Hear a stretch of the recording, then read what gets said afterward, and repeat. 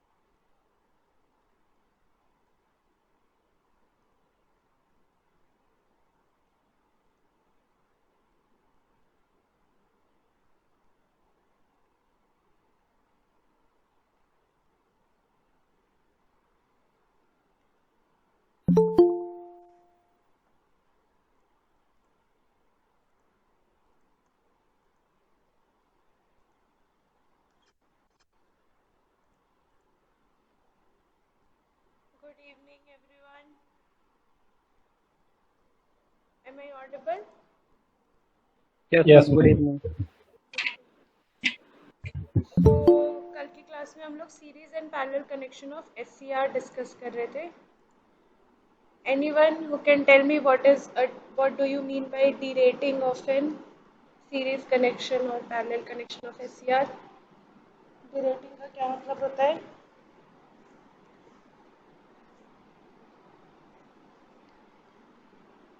Derating discuss किया था ना, या स्ट्रिंग एफिशिएंसी का फॉर्मूला ही बता दो चलो. What is a string efficiency in case of series connection?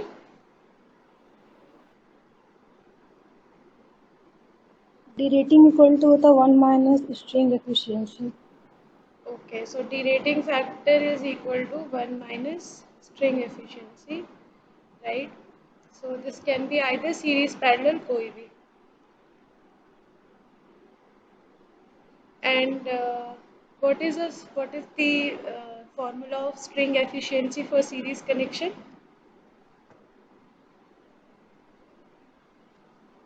Total voltage या फिर current applied across the whole string divided by voltage या current rating of 1 SCR into number of Yes. SCR. So total voltage in case of series connection, total voltage of string divided by number of SCR into individual rating of SCR. Individual rating of SCR. ये होता है string efficiency for series connection and string efficiency for parallel connection में voltage की जगह current replace हो जाएगा. Total current of string divided by number of SCR connected in parallel into individual rating of SCR. So yesterday we have discussed that this efficiency, string efficiency, should be equal to 0, but it is not equal to 0. What is the reason behind it? ये जो derating होता है इसको बोलते हैं derating factor. इसके पीछे reason क्या है? कल मैंने डिस्कस किया था. Suppose the SCRs are connected like this. So equal load distribution होना चाहिए between each SCR because the rating of the SCRs are same. But ऐसा होता नहीं है. What is the reason behind it? Manufacturing. Manufacturing. Manufacturing. Okay, manufacturing will affect some property of that SCR. And what is that property? What is that characteristics? Basically, rating of SCR might be same in case of when you are selecting certain SCR for series and parallel connection, तो same rating का SCR हम connect करेंगे so that equal loading हो at each SCR, but the VI characteristics of SCR is not same even though the rating of the SCR is same. ठीक है, you will see certain shift in the VI characteristics of SCR जिसकी वजह से जो voltage at same current, the voltage drop across each SCR will not be same, or for same voltage the current at each HCR might not be same. तो अगर हम parallel connection की बात करें तो करंट जो होगा वो करंट डिस्ट्रीब्यूशन जो होना चाहिए वो सेम होना चाहिए, but because the SCRs are of same rating, current distribution should be same, but the current at SCR1 and SCR2 is not same because of unequal VI characteristics of SCR. ये कल हमने series connection के लिए VI characteristics कैसे differ करता है ये already कल देख लिया था, और इसी की वजह से हमारा डी रेटिंग होता है, या ये जो SCR है वो अपनी फुल, हर एक SCR अपनी फुल कैपेसिटी में यूज नहीं हो पाता है. Okay, so today we will start with the parallel connection of SCR. कल हम लोगों ने सीरीज कनेक्शन के लिए देखा था. We have derived the equation जहाँ पर हमने string efficiency is equal to V1 plus V2 divided by 2V1 into 100 निकाला था, जहाँ पे we saw that V2 is less than V1. Now for high current demand, the SCRs are connected in parallel. High current demand, SCR are connected in parallel.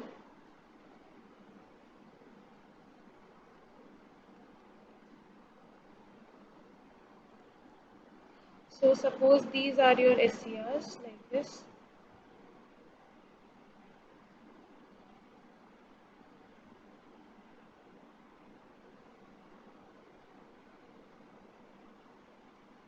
Which are connected in parallel.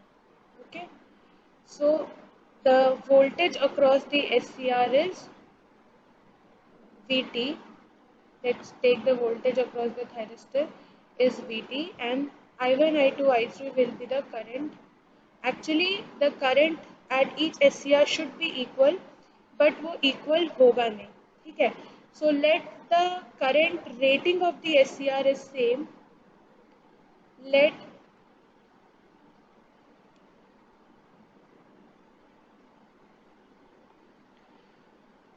current rating of SCR is same and be I1. I1 is the current rating of SCR. Now if we see the VI characteristic, the VI characteristic for forward conduction of these SCR might be like this. Okay, so first one is the VI characteristic of thyristor 1, second is the VI characteristics of thyristor 2. We are considering, for the timing, we are considering only two thyristor. Now for the same voltage Vt, suppose this is the voltage Vt. For the same voltage Vt, there will be two different current which will be flowing through the SCR1 and SCR2. Suppose this is the current, यानी कि if minimum current is flowing through SCR2 and this much current is flowing through SCR1. So for same voltage Vt which is applied at the SCR in parallel connection, there is two different currents which is flowing, leakage current which is, or forward conduction current which is flowing through the SCR1 and SCR2. Suppose this is 1, this is 2. ठीक है, because of the change in the VI characteristics of the SCR. Now current flowing through thyristor 1 is higher than the current flowing through thyristor 2. So I2 is less than I1 or I1 is greater than I2. So the rated current, even though the rated current of both the SCR is I1, but at voltage Vt, the current flowing through I1, through SCR1 and SCR2 are different, right? So the string efficiency can be written as total current flowing through the SCR, which is I1 plus I2 divided by 2 into rating of SCR, which is I1, right? Now you know that I2 is less than I1, so therefore this efficiency will also be less than 100%. Similarly जैसे कि हमने voltage में देखा था, voltage series connection में देखा था कि हमारा स्ट्रिंग एफिशिएंसी आ रहा था V1 plus V2 by 2 times of V1. वहाँ पर क्या था, हमारा V2 was less than V1. Voltage across the thyristor was less than V1, and this is what causes the different loading in case of series and parallel connection of SCR, even though you have selected the SCR of same rating. ठीक है, तुमने SCR same rating का खरीदा है, same connection के साथ connect किया है, but even after that, because of the VI characteristics of SCR, the current distribution at each SCR in parallel or voltage distribution at each SCR in series is different. So as your friend has told that derating factor is 1 minus string efficiency. It is the measure of derating factor is the measure of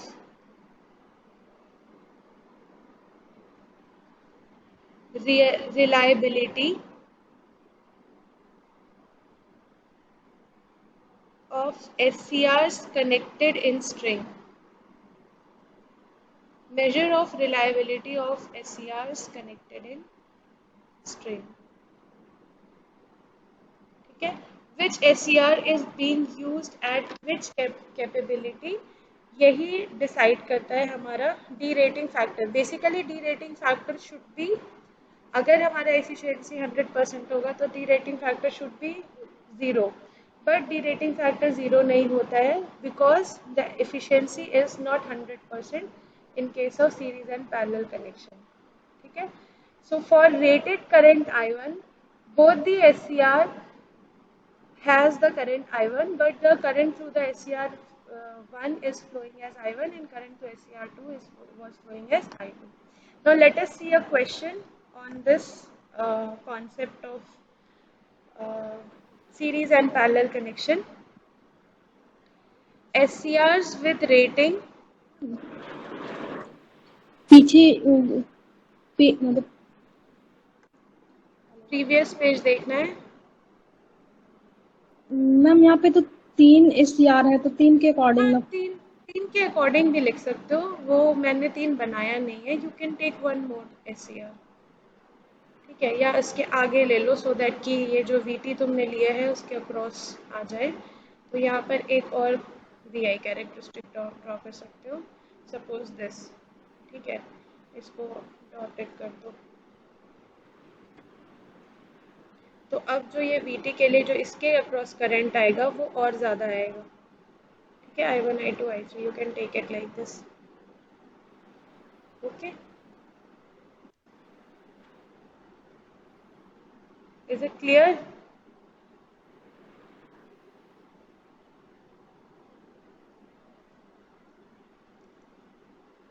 Okay, so next question, let us do some question and then we will see कि हम इस derating factor को कम कैसे कर सकते हैं और equalization कैसे कर सकते हैं in case of series and parallel connection. So first question is SCRs with rating of 2 kilovolt.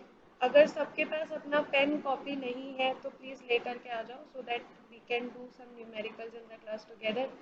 मैं सॉल्व नहीं करूँगी, I'll just tell you, तुम ही लोगों को सॉल्व करना है. SCRs with rating of 2 kilovolt, 400 ampere to be used to handle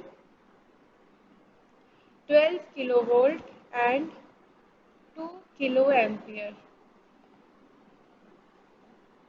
Calculate the number of SCRs connected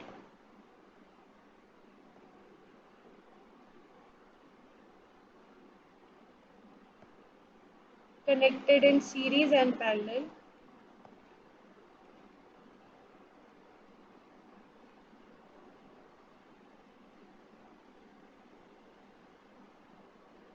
If first the rating factor is 0.1 and second the rating factor is 0.2. So you have two derating factors और तुम्हारे पास voltage का ratio है और current का भी ratio है. Like you have to डेसियाज rating is 2 kilo volt, उसको 12 किलो वोल्ट का पावर जो है वो हैंडल करना है. तो you can calculate the efficiency which is equal to 12 kilo volt divided by n into rating of each SCR, so 2 kilovolt.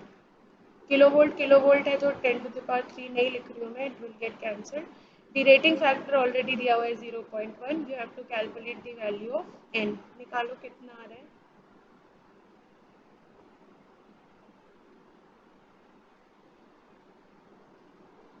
This is for series connection.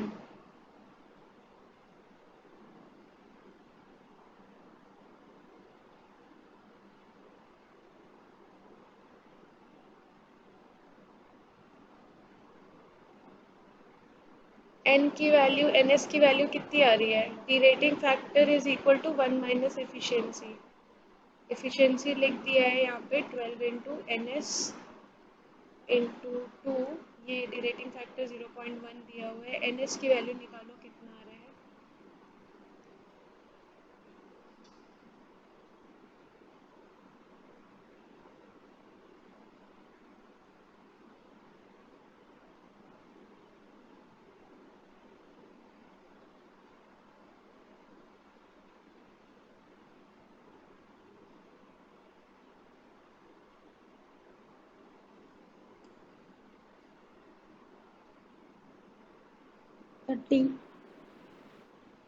कितना आ रहा है. 30 कैसे आ सकता है.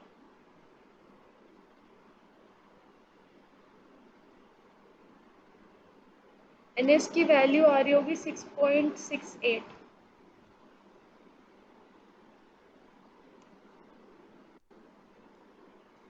अरे इतना सिंपल इक्वेशन है, इसमें क्या करना है. कुछ नहीं करना है.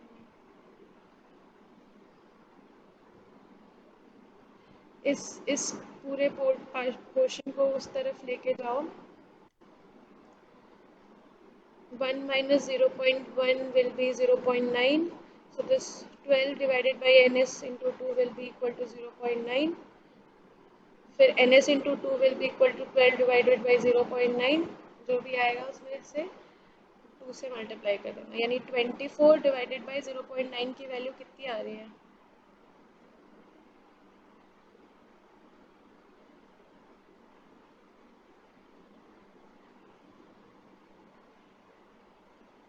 एनीवेज कैलकुलेट कर लेना. 6.68 आना चाहिए.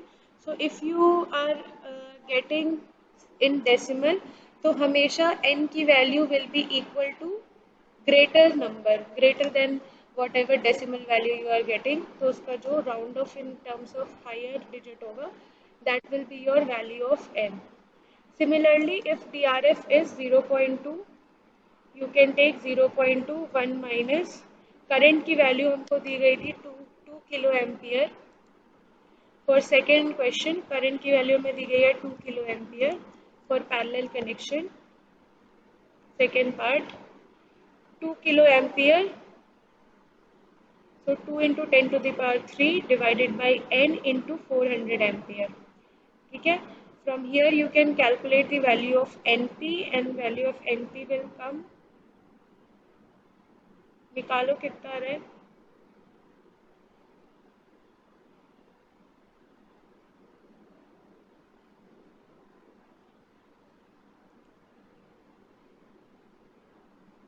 $6.25. 6.5. Okay, so if it is coming 6.25, you will take it as 7. सभी का इतना ही आ रहा है 0.2 डीरेटिंग फैक्टर लेने पे। ठीक है, whatever the decimal value is coming, because you can not take the lower, क्योंकि तुम लोड डिस्ट्रीब्यूट कर रहे हो at each S C R. तो अगर 6.25 आ रहा है इनकी वैल्यू, तो you will take always take the higher side of the digit in case of series और पैरेलल कनेक्शन। ठीक है, now next discussion is about equalization of circuit. See, all this topic series and parallel connection and static equalization, ये सब कुछ मैं तुम्हारे course के बाहर से पढ़ा रही हूँ, because this is important for the point of view of GATE and other examination. ठीक है, तुम्हारे कोर्स में ये स्पेसिफिकली लिखा हुआ नहीं है, बट क्योंकि इससे क्वेश्चन आता है और स्नबर सर्किट डिज़ाइनिंग से भी क्वेश्चन आता है, इसलिए I am taking extra effort to make you understand. तो यहाँ पर ही स्टैटिक इक्वलाइजेशन तक ही मैं इसको कंटिन्यू करूँगी, इसके बाद इसमें डायनामिक इक्वलाइजेशन भी आता है, बट उतना डिटेल में नहीं जाएंगे because I have to finish your course also. तो ये लास्ट टॉपिक है इस मतलब सीरीज एंड पैरेलल कनेक्शन का, which is static equalisation of load. ठीक है, I am just teaching this because ये कंपटीशन के पॉइंट ऑफ व्यू से इम्पोर्टेंट टॉपिक है।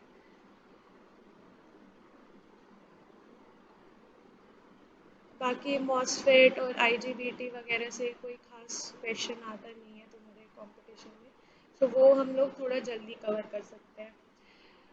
सो this is the circuit of basically what we are doing. हम चाहते हैं कि जो भी एस सी आर कनेक्टेड है सीरीज़ में, उसके अक्रॉस जो वोल्टेज ड्रॉप हो वो सेम हो, जो कि नहीं हो रहा था। We have discuss this in previous class कि हमारा जो एक वोल्टेज एक एस सी आर के अक्रॉस वोल्टेज ड्रॉप V1 था, दूसरे एस सी आर के अक्रॉस वोल्टेज ड्रॉप V2 था। So for that purpose, we are connecting static resistors in parallel with the equal amount of static resistors in parallel with the SCR, so that these SCR can overcome the derating of the SCR which was happening in series connection. तो इनको उस derating voltage को overcome करने के लिए हम ये SCR in parallel to thyristors resistors in parallel to thyristors लगाते हैं.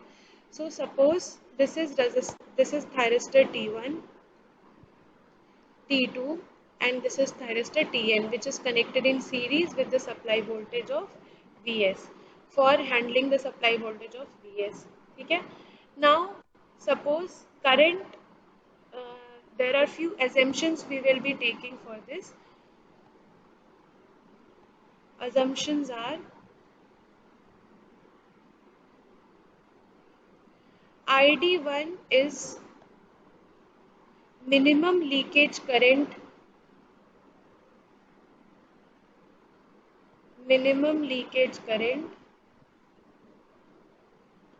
for thyristor T1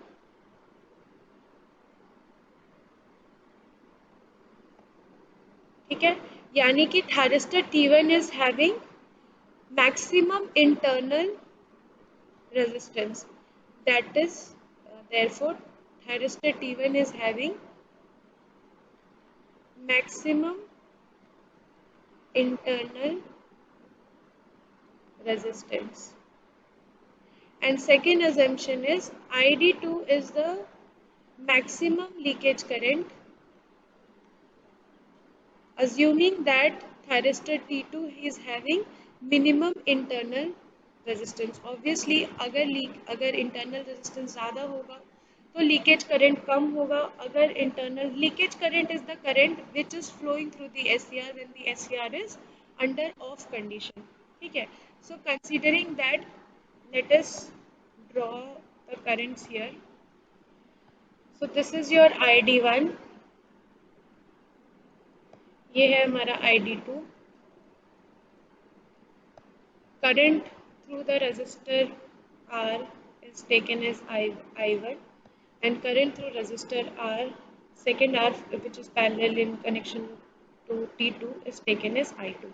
ठीक है, लीकेज लीकेज करंट, क्योंकि जब थायरिस्टर ऑफ रहेगा उस केस में मैक्सिमम करंट रेजिस्टर के अक्रॉस फ्लो होगा, इसलिए इसको I1 I2 लिया है। और मिनिमम मतलब लीकेज करंट जो होगा वो थायरिस्टर के अक्रॉस फ्लो करेगा अंडर ऑफ कंडीशन। ठीक है, under off condition.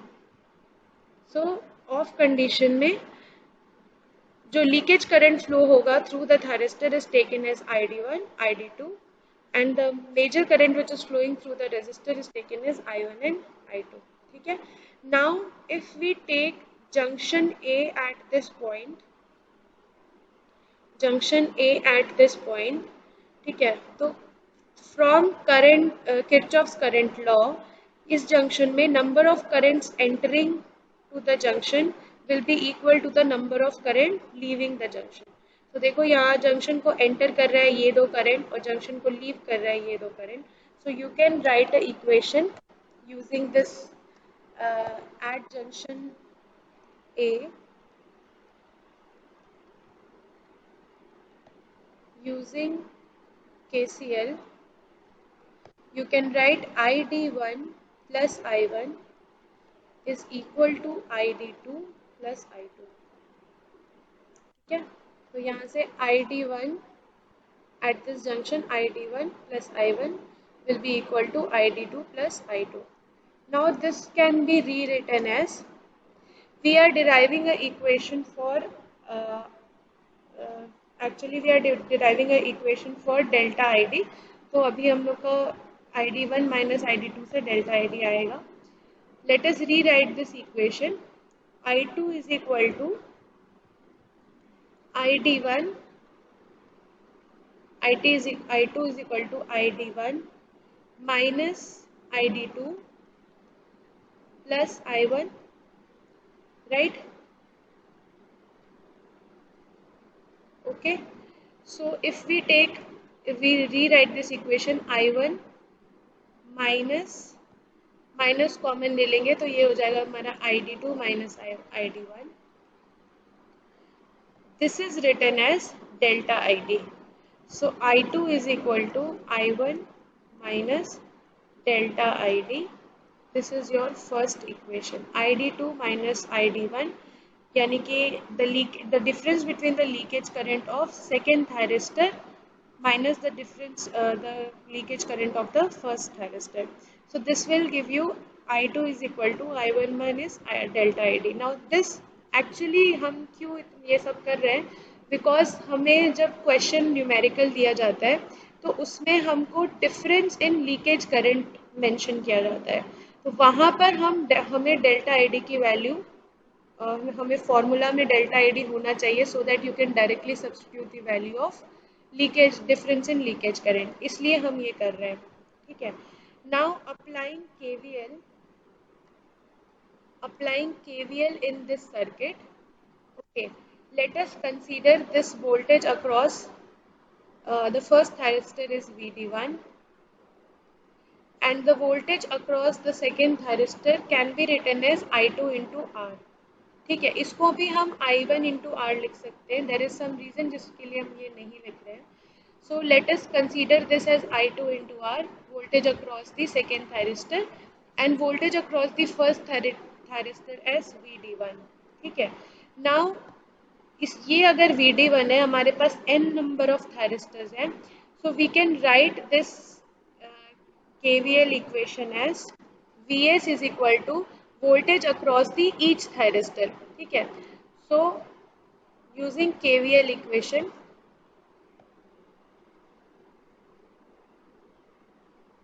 applying KVL, you can write Vs is equal to VD1 plus n minus 1 into I2 into R। ठीक है, because you have already taken one voltage of one thyristor as VD1, इसलिए हम इसको n minus 1 into I2 divided by I2 into R लिख रहे हैं। ठीक है, so that is why we are writing I2 into R। Again we will substitute the value of I2 in the equation। यहाँ से हमको I2 मिला था, अब इस I2 को हम यहाँ पर सब्सटीट्यूट करेंगे तो हमको Vs की value in terms of difference of leakage current मिल जाएगी। ठीक है, इसीलिए हम इस I2 को I2 ही रहने दे रहे हैं और उसको चेंज नहीं कर रहे, VD2 के फॉर्म में नहीं लिख रहे हैं। ठीक है, सो VD1 plus n minus one, I2 की वैल्यू आई थी I1 माइनस डेल्टा ID,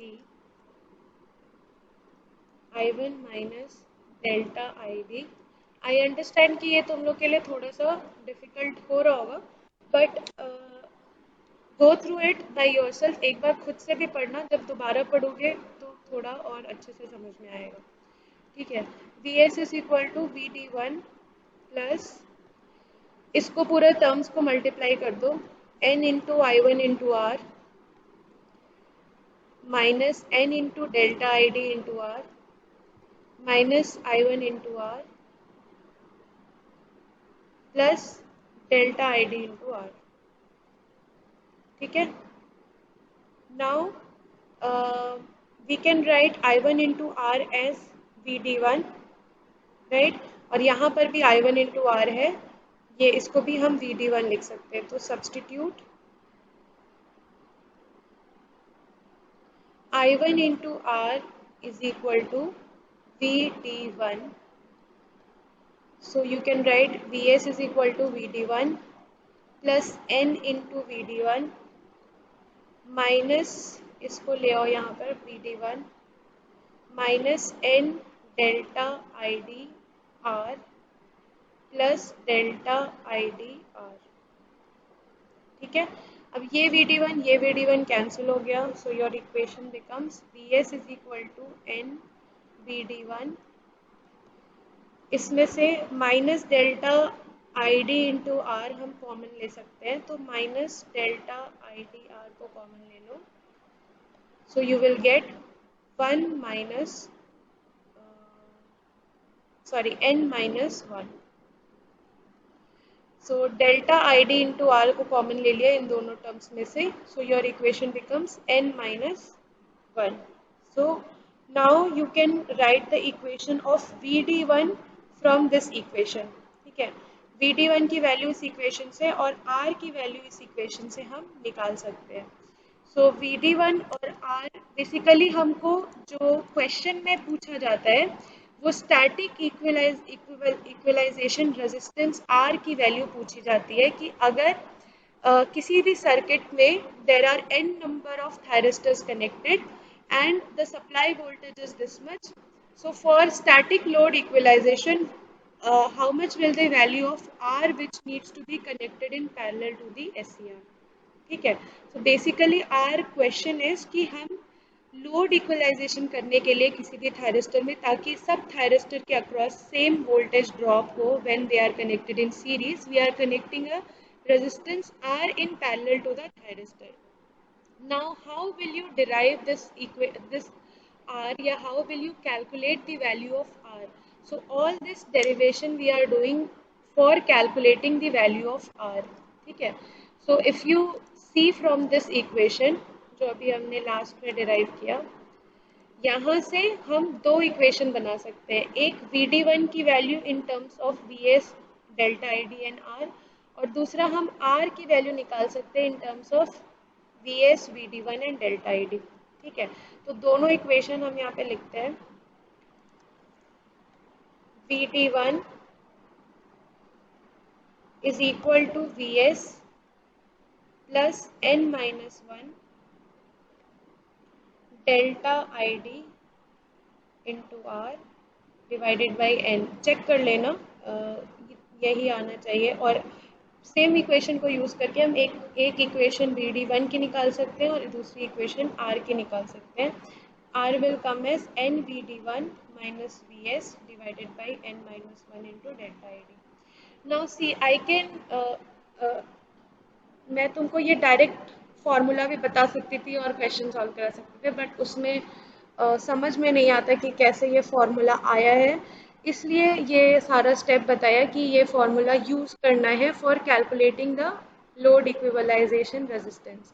ठीक है, late us see a question जहाँ पर हम ये फॉर्मूला यूज़ करेंगे for calculating the value of R। ठीक है, अभी जो हमने इसके पहले जो क्वेश्चन किया सीरीज पैरेलल कनेक्शन में, वो सिंपल क्वेश्चन था जहाँ पे सिर्फ DRF की वैल्यू दी हुई थी, हमको number of series and parallel connected SCR निकालना था, ठीक है। But there are different type of questions, और जहाँ पर हमको लोड इक्वलाइजेशन R की वैल्यू निकालनी होती है। So let us see a question of that type, ठीक है। इसी टाइप के क्वेश्चन एक्चुअली तुम्हारे गेट IAS का एग्ज़ाम जो भी है, हायर कॉम्पिटिटिव एग्जाम्स में यही इसी टाइप के क्वेश्चंस आते हैं। So question is how many SCRs are required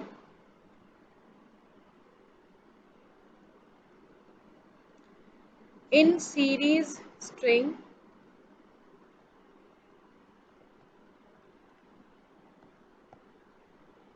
to withstand a DC voltage of 3500 volt in steady state.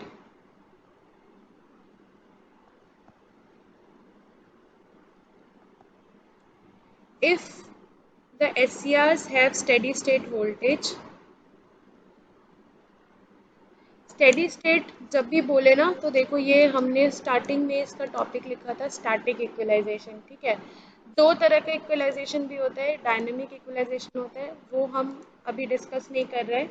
अगर किसी को पढ़ना होगा तो वो मुझसे मतलब अलग से बोल सकता है, I can discuss it. Otherwise static equalisation पर ही इसको ख़त्म करेंगे। If the SCRs have steady state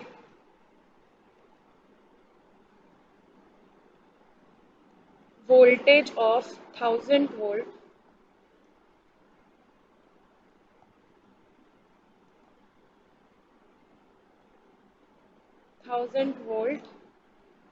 and the rating factor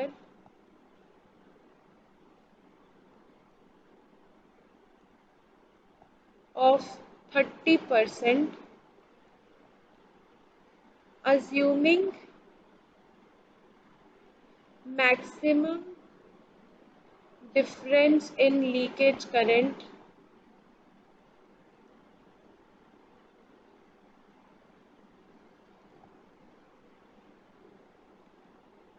of SCR to be 10 milliampere, calculate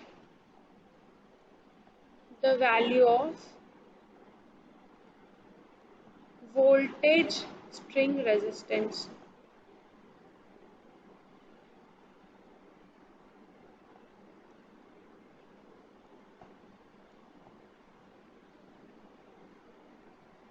to be used, ठीक है। पहले क्वेश्चन पढ़ लो ध्यान से।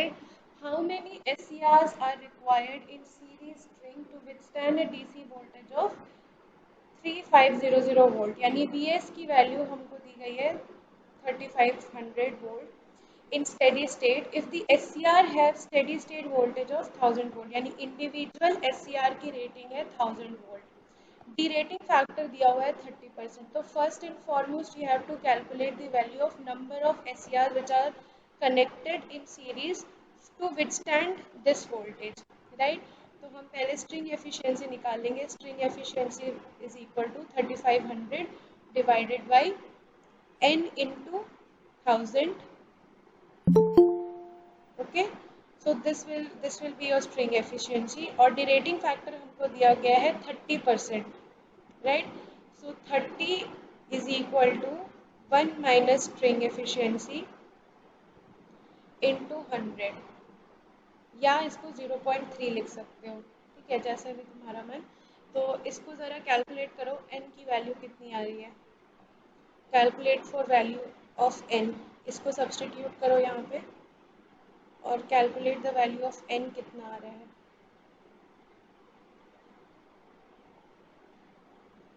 ये तो हमने अभी पहला जो इक्वेशन किया था सेम तरीके से इसको भी करना है।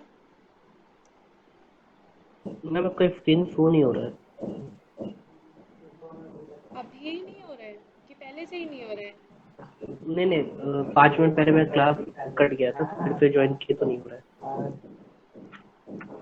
बाकी लोगों को हो रहा होगा।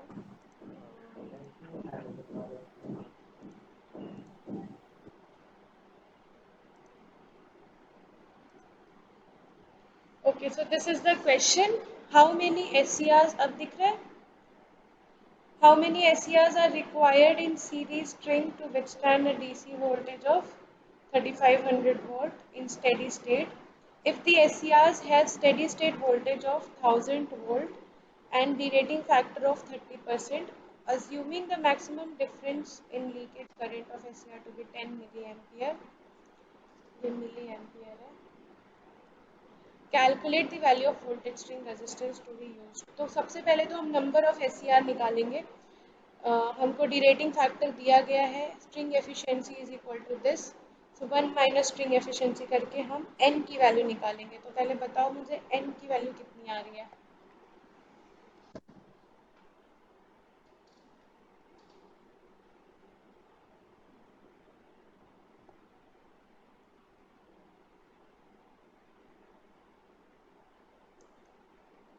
कल ही मैंने बोला था तुम लोगों को कि आज हम लोग न्यूमेरिकल करेंगे, उसके बाद भी तुम लोग प्रिपेयर नहीं हो.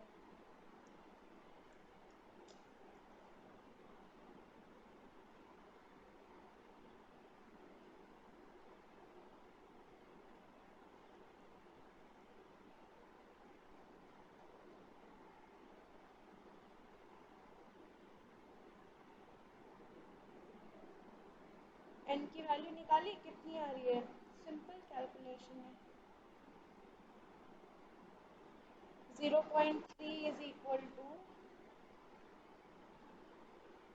1 minus 3500 divided by n into 1000.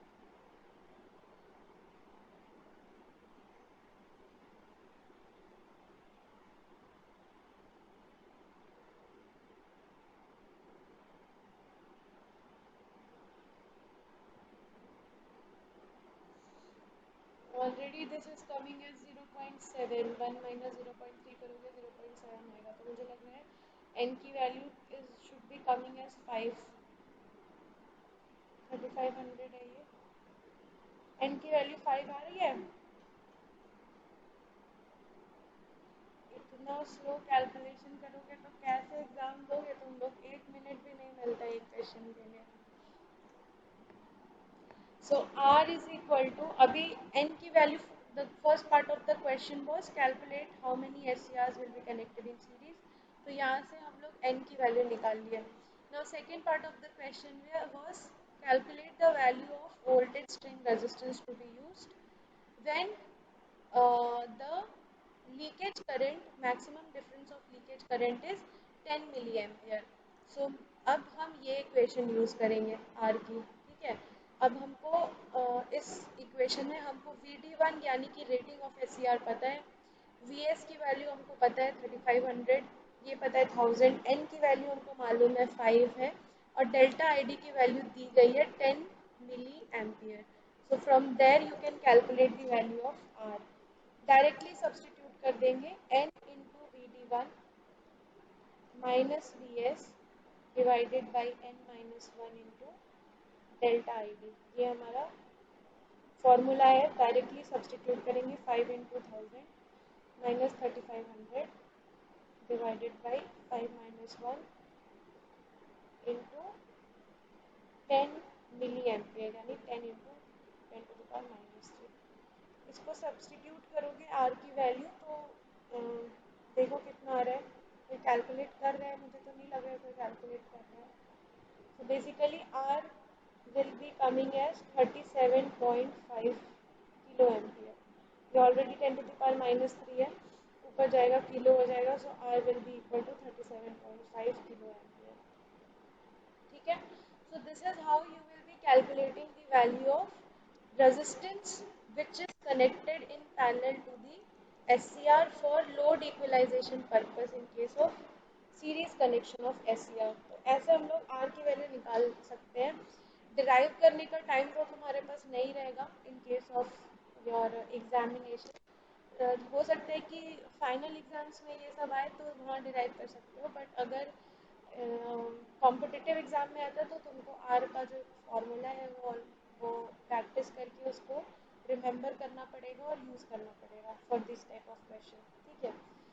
Because you all are not answering my questions today. मैं आज और न्यूमेरिकल नहीं करा रही हूँ ऑन स्नबर सर्किट, ठीक है। स्नबर सर्किट का भी न्यूमेरिकल मुझे आज ही कराना था, but you all are not answering at all, तो आज मैं नहीं कराऊंगी। अभी नेक्स्ट क्लास में हम लोग नेक्स्ट टॉपिक शुरू करेंगे। जब तुमको स्नबर सर्किट का न्यूमेरिकल पढ़ना होगा, जब बोलोगे कि हाँ इसको करा दीजिए, तभी कराया जाएगा, ठीक है। मैम अभी करा दीजिए ना। तुम लोग तो आंसर ही नहीं कर रहे हो, कोई मैम मेरा स्क्रीन छोड़। शो ही नहीं हो रहा था पिछले मतलब कि आप बोले उसके बाद भी नहीं हो रहा था। तो फिर अभी भी शो हो नहीं रहा होगा, तो कैसे तुम सॉल्व करोगे क्वेश्चन? अभी फिर से 2 मिनट पहले फिर से रीज्वाइन किए तो अभी दिख ठीक है, रहा है। कोई कोई प्रॉब्लम नहीं है। नेक्स्ट क्लास में तुम लोग थोड़ा प्रिपरेशन से आना, स्नबर सर्किट पढ़ के और ये वाला पोर्शन भी पढ़ के, दोनों दोनों का एक सीरीज पैरेलल और स्नबर सर्किट दोनों पढ़ के आना। तो मैं नेक्स्ट क्लास में स्नबर सर्किट का न्यूमेरिकल करा दूँगी, ठीक है। अगर तुम लोग का साइड से मुझे एफर्ट नहीं दिखेगा, तो फिर मैं अपना एफर्ट और 20% कर दूँगी। मुझे क्या ज़रूरत है इतनी मेहनत करने के लिए, बताओ। तुम लोग मेहनत ही नहीं कर रहे हो, तुम लोग की साइड से कोई एफर्ट ही नहीं है। एक छोटा सा वैल्यू ऑफ एन भी पूछ रहे हो तो तुम लोग बोल नहीं रहे हो, तो ऐसे करने से तो क्लास करके क्या फ़ायदा है? कोई फ़ायदा नहीं है, ठीक है। मैं नेक्स्ट क्लास में नंबर सर्किट का क्वेश्चन कराऊंगी, और नेक्स्ट वीक में तुम लोग का एक दिन क्लास टेस्ट होगा। यहाँ तक जहाँ तक मैंने अभी तक पढ़ाया है वो वहाँ तक आएगा। अभी नेक्स्ट टॉपिक जो हम लोग शुरू करेंगे वो है मॉसफेट, जीटीओ, आईजीबीटी। ये तीनों टॉपिक, मतलब तीनों टाइप के पावर सेमीकंडक्टर डिवाइसेस हम लोग को पढ़ना है।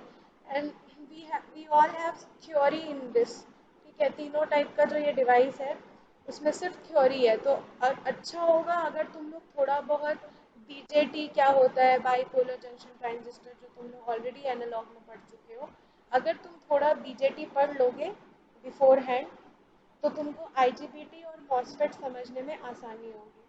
अगर बिल्कुल ब्लैंक माइंड से आओगे तो कुछ समझ में नहीं आएगा कि क्या चल रहा है, ठीक है। तो इसलिए बेटर है कि थोड़ा सा जो मैं बोल देती हूँ क्लास के पहले ही बता देती हूँ कि कल क्या पढ़ाऊँगी, उसके बाद भी तुम लोग इतना एफर्ट नहीं डालते हो कि एक बार पन्ना पलट के आ जाओ कि क्या पढ़ाया गया था, ठीक है। तो बीजेटी नेक्स्ट क्लास में पढ़ाया जाएगा। BJT as a power semiconductor device, BJT as a signal device तुम लोग ऑलरेडी पढ़ चुके हो इन योर एनालॉग इलेक्ट्रॉनिक्स। तो वो एक बार रिवाइज करके आना in next class, so that कि वो ज़्यादा बेटर से अच्छे से समझ में आएगा। और स्नबर सर्किट का न्यूमेरिकल नेक्स्ट क्लास में करवाऊंगी, जब तुम लोग थोड़ा आंसर करोगे, ठीक है। Okay, let me take your attendance and then we will end the class. कल तुम लोग का रिस्पॉन्स अच्छा था, तो मुझे लगा कि तुम लोग पढ़ रहे हो। आज एकदम ही गायब है, मुझे नहीं पता किस तरीके से तुम लोग का रिस्पॉन्स रहता है, ठीक है। Okay, thank you.